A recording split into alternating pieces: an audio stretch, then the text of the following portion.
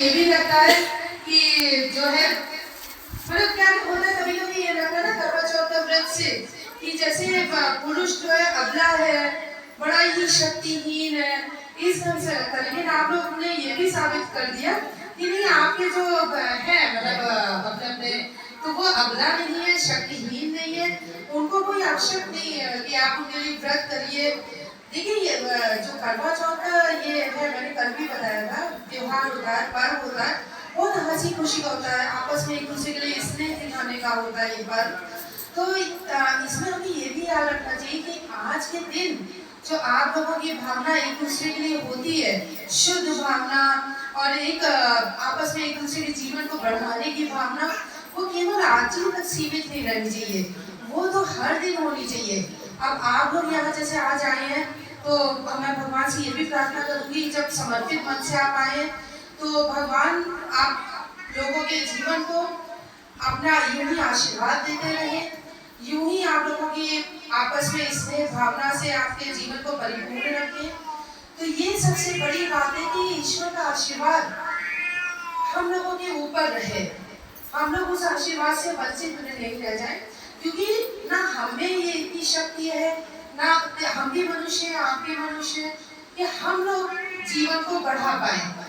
तो ये शक्ति हम लोगों में नहीं है। लेकिन हाँ, जितने दिन हम लोग आपस में साथ में रहे, हंसी खुशी रहे, स्नेह से भरे रहे, एक दूसरे की भावनाओं को समझते रहे, आदर करते रहे।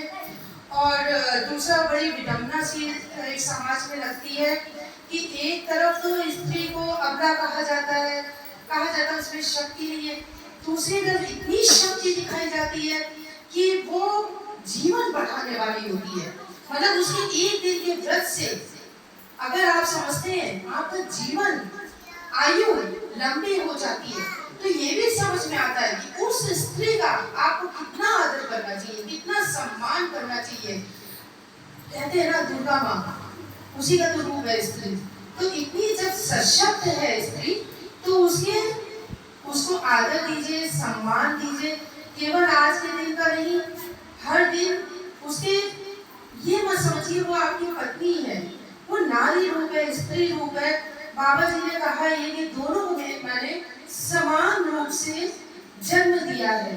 जब समान रूप से मैंने जन्म दिया, समान रूप से माँ पिता का भरण पोषण उनको दिया, एक कहना चाहिए जो माँ का आपको एक पवित्र दूध आपको पीने को मिला, वही स्त्री को मिला, बच्ची को मिला। तो बाबा जी ने कहा वो मैंने तो कोई जीवन अलग दिया नहीं, तो तुमने उस जीवन को कहां से अलग कर दिया। और देखिए जो ये परंपराएं हैं उससे भी हमें यही समझ में आता है कि स्त्री बिल्कुल भी अबला नहीं है, निर्बल नहीं है, अशक्त नहीं है, बहुत ही सशक्त है। उसको भी अगर वो आपकी पत्नी के रूप में आपके परिवार में आई है, तो अपनी शक्ति बनाइए, उसको आदर और भावना को तो सम्मान दीजिए, लेकिन शक्ति बनाइए। आप देखिएगा जिस दिन आप अपनी पत्नी को अपनी शक्ति रूप में आप देखिएगा आपको सफलता ही सफलता मिलनी है जीवन में। कहीं आपको अभाव नहीं लगेगा कि आप अकेले हैं भावना से, या संसार के संघर्षों में अकेले।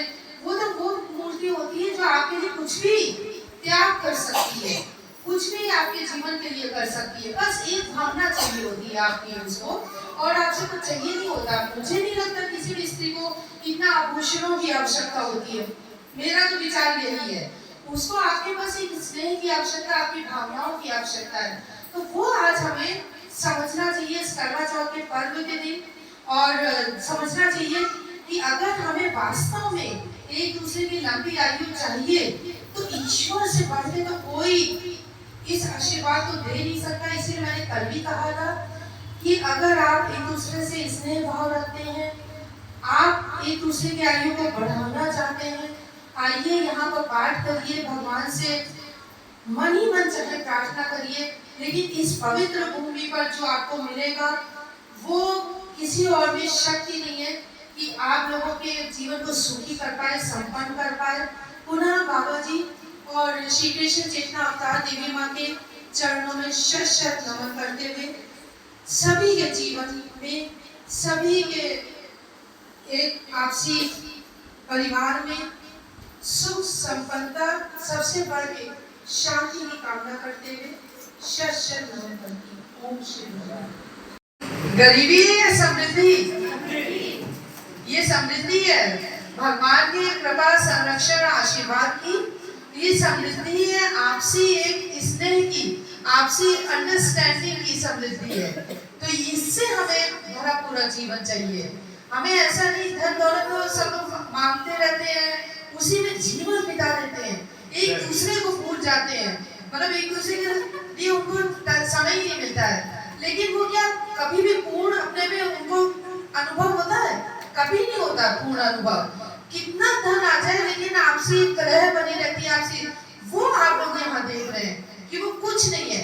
चाहे धन की उसमें अभी आप लोगों को ये लोग बता रहे हैं कि कुछ कमी थी, जो भी था, लेकिन हमें तो बिल्कुल नहीं लग रही आप लोगों को कोई कमी, और हमने एंजॉय भी किया। यही तो होता है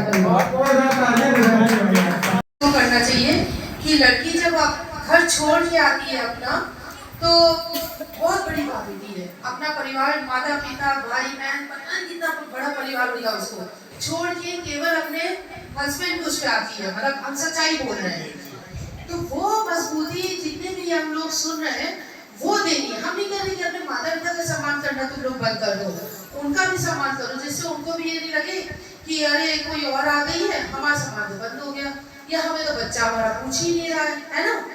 उनका भी आप लोग सम्मान करो।